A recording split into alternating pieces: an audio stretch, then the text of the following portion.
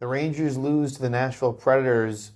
It's 2-1. This was another game that the Rangers really should have won, and they were arguably the better team. But the power play really failed them in this one. The power play goes 0 for 5, including a 4-minute power play late in the third where they were unsuccessful. That's really your game. More to it than just that, but the power play has not been as good as you'd want it to be. I mean, considering the personnel, considering how good it was last year, it's not really getting it done. And the Rangers rank, 14th in the NHL on the power play. That's just not good enough. Not even close.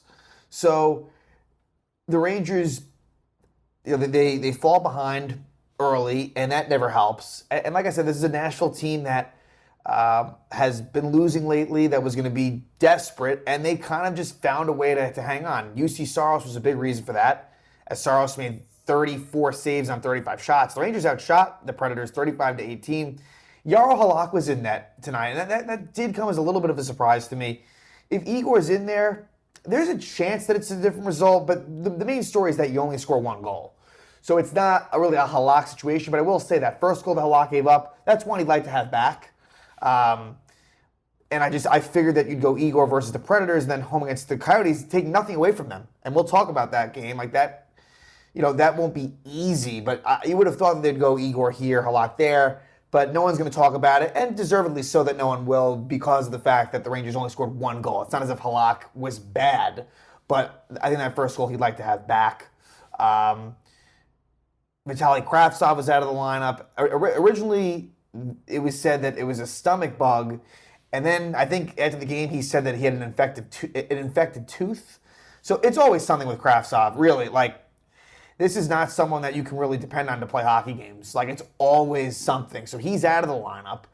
They moved Gauthier up, and Gauthier was very much involved, mostly for bad. Pretty much almost totally for bad in this one. So he got more of an opportunity. And Brian Reeves comes into the lineup. And Brian Reeves got into a fight in this one. Reeves for me is always kind of the last guy I want in there. But with Ryan Carpenter, it's not as if I'm a huge Ryan Carpenter fan. Reeves hadn't played in a while, so I'm not shocked by the fact that Reeves played. But to get things started off, Ryan Reeves takes a slashing penalty at 123. Whether that was a good call or a bad call, you just can't be putting yourselves in positions to do that, especially when you're not someone that's really going to contribute anything other than just intangible wise. Ryan Reeves is not going to really do anything for you offensively or defensively. But the Rangers penalty kills it off, and the PK did a good job in this game. However, the Predators take the lead at 4:58 in the first period. It's the first goal in his first NHL game for Juuso Parssinen from Forsberg and Granlund. And this was a play where I guess Keandre kind of gets caught up a little bit, and Parssinen goes by Lafreniere, and Trouba tries to get over there, but he was too late, and Parssinen scores past Halak, who was way too deep in his net, way too deep in his crease. I think I think he anticipated Lafreniere bumping him off more, but it just didn't happen, and Lafreniere is not the biggest, and he's not a defenseman, so there's a goal right there. And it gives the Predators a 1-0 lead. The Rangers would get a power play. Jimmy Vesey was hooked by Cole Smith at 6:51 of the first. No power play success there for the Rangers. Then you got a Kakko tripping penalty at 13:52. The Rangers kill it off. And then former Ranger Ryan McDonough trips Kakko at 16:18. And the Rangers do not score on that power play. So in the second, the Rangers would get another power play as Ekholm holds Zibanejad. But to no avail. Nothing's going on there. Then there's a too many men on the ice penalty at 5:08 on the Rangers, but they kill it off. And then the Predators make it a 2-0 game. Mark Jankowski scores his second of the season from Roman Josi. And so you get a 2-0 Predators lead almost midway into the second period. And this was a play where Trocheck kind of fires it around, and Julien Gauthier tries to fly the zone. He needed to stick around. He needed to stay with Josi. That's a bad job by Gauthier. And then his defending kind of going back on it wasn't great. And again, Trouba, it's hard to completely blame Trouba, but again, here it is, the Miller-Trouba pair, -2. That pair has not been good. Miller Trouba has not been good all season long. And so the Predators take a 2-0 lead right there. Soon thereafter, interestingly enough, you get a situation where Gauthier almost scores, but Vinny Trocheck ends up stopping it from going in because he tried to get out of the way, and in doing so, Gauthier takes a shot in close, and it goes off of Trocheck, and it doesn't go in. So that combination, again, works negatively. Bad luck. And there was a lot of bad luck for the Rangers in this game, to be fair. But it stays 2-0. Then, you get some unsportsmanlike conduct penalties on Lindgren and Johansson. And then soon thereafter that, you do get a goal by Philip Hedl. So the kid line scores after they were on for the first goal against. It's Hedl's fourth goal of the season from Adam Fox and Kakko. Adam Fox has just been consistently good. If I had to pick of a skater, and really I guess let's include goalies as well, player, this year to me, Fox has been the most consistent game in and game out. He has been really, really sound offensively, defensively. Like, you're happy when he's out there, especially as compared to Trouba. And so, through 16 games of the year, I like what Adam Fox is doing. And Philip Hedl scores. And for Hedl, obviously he was hurt, out for a while, but, Philip Hedl's game has been pretty strong for the most part. He has 4 goals, and he's played about 10 games. Pretty good. So Rangers cut it to 2-1 right there. Then you get a fight between Lindgren and Lauzon, where Lindgren got bloodied up pretty good. And he would come back, he would be okay, but they would fight at 12:03. Later in the period, Sammy Blais blocks a shot, and he hobbled off, but he ended up being all right. He came back in there. There was definitely some injury scares, but it seems like everyone kind of escaped all right. And the Rangers, I thought, played a pretty good second period. Like, they were coming on strong. But the third period, though, just not so good. I thought Nashville kind of tightened up a bit, and the Rangers couldn't get as much going. You get a Libor Hájek hooking penalty at 2:26. Didn't love Hájek's game. He did end up a +1 as he was on for that, for the goal by Hedl. But I didn't think Hájek was great. I would not be stunned if Zach Jones is in there tomorrow versus the Coyotes. Would not be shocked if you see a switch there. But the Rangers kill it off. And then at 13:41, Sammy Blais is hooked. Here's the one thing I'll say about Sammy Blais. Similar to Gauthier, where Blais, he does seem to draw penalties.